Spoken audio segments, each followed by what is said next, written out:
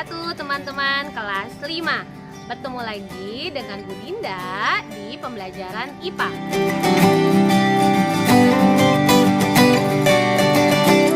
Teman-teman, tahukah kalian bahwa setiap makhluk hidup akan membutuhkan makhluk hidup lainnya untuk keberlangsungan hidupnya? Seperti manusia, yaitu kita, akan membutuhkan hewan dan tumbuhan untuk memenuhi segala kebutuhan kita kan? Nah, berdasarkan itu, Bu Dinda kali ini mau mengajak teman-teman untuk mempelajari tentang ekosistem. Teman-teman sudah siap kan? Yuk kita mulai pembahasan kita kali ini. Teman-teman, makhluk hidup yang saling berhubungan atau berinteraksi dalam suatu lingkungan disebut dengan ekosistem. Ekosistem terbagi menjadi dua komponen, yaitu komponen abiotik dan komponen biotik. Komponen abiotik merupakan segala benda yang tak hidup pada suatu lingkungan. Contohnya, tanah, udara, air, cahaya matahari, dan suhu. Sedangkan yang dimaksud dengan komponen biotik merupakan semua makhluk hidup yang terdapat pada suatu lingkungan. Contohnya manusia, hewan, dan tumbuhan. Teman-teman, makhluk hidup yang menempati suatu lingkungan tertentu itu disebut dengan habitat. Beberapa habitat hewan yaitu laut, pantai, air tawar, hutan, rawa, danau, kutub utara, dan kutub selatan.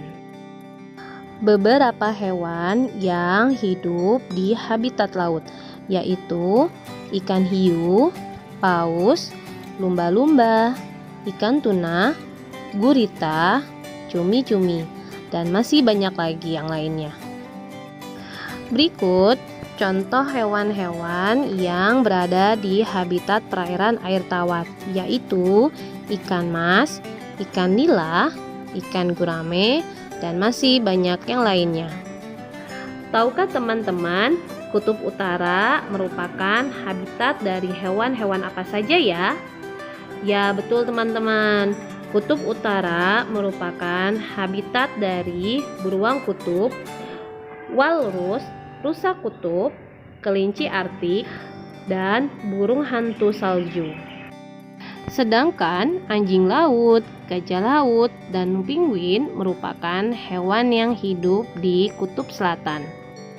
Teman-teman, di dalam ekosistem memiliki komponen biotik yang dibedakan menjadi individu, populasi, dan komunitas.